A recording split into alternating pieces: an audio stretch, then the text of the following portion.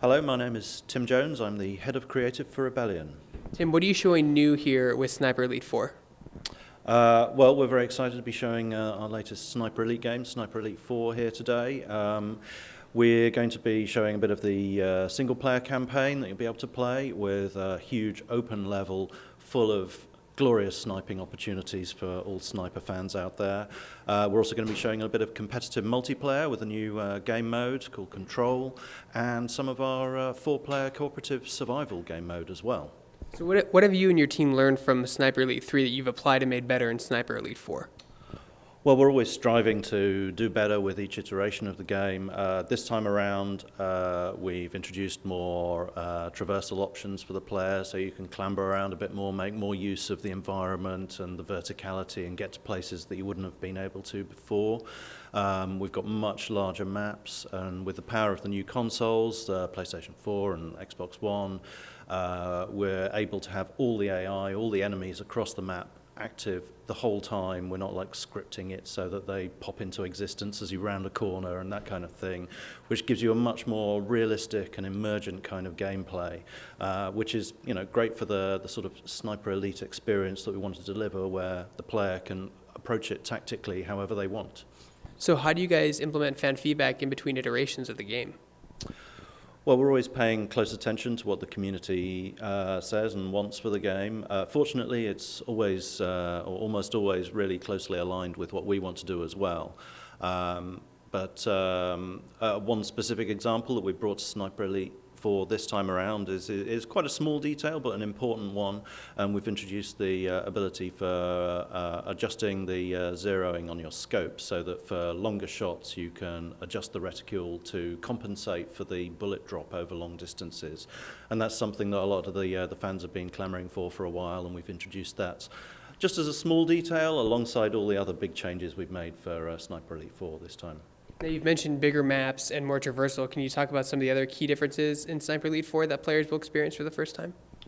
Well, probably one of the most obvious things that we've added this time around is we've enhanced and increased the variety of the iconic killcams, the Xray bullet killcams. So we've now got Xray cams on the melee kills and stealth kills.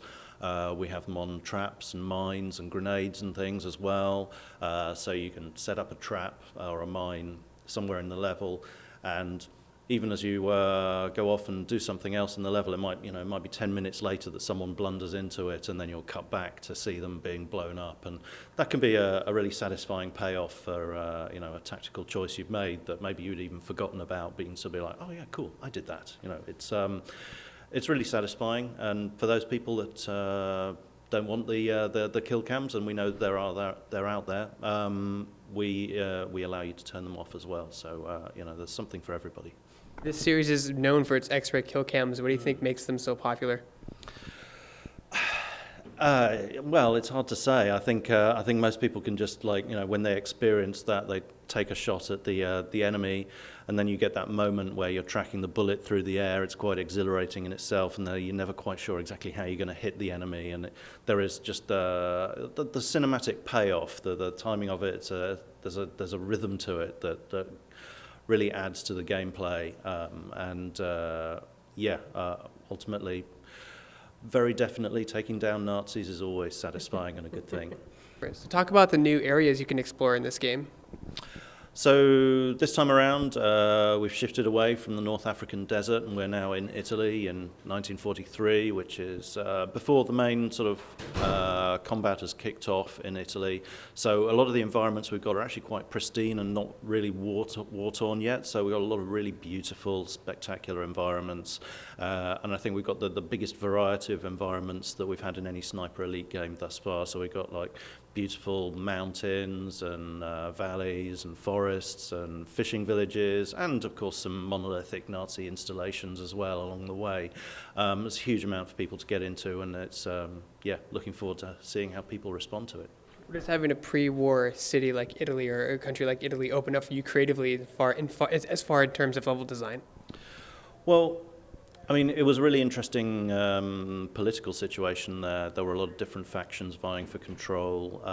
The Nazis were there at the behest of Mussolini. There's the Italian fascists. There's various partisan groups and resistance groups, and the Allies themselves are trying to gain influence there as well to sort of find a way into attacking the soft underbelly of the crocodile, as Winston Churchill talked about it at the time.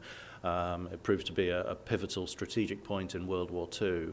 And that, I think, plays into Sniper Elite's sort of the core character of Carl Fairbairn, who is a bit of a loner. He's doing missions often behind or ahead of front lines, and trying to pave the way for a successful campaign for the Allies. And that's very much what you're doing in this game. You're performing the unsung missions that might otherwise be overlooked but are actually completely crucial in the Allied success in World War II. Can you talk about some of the new weapons in the game?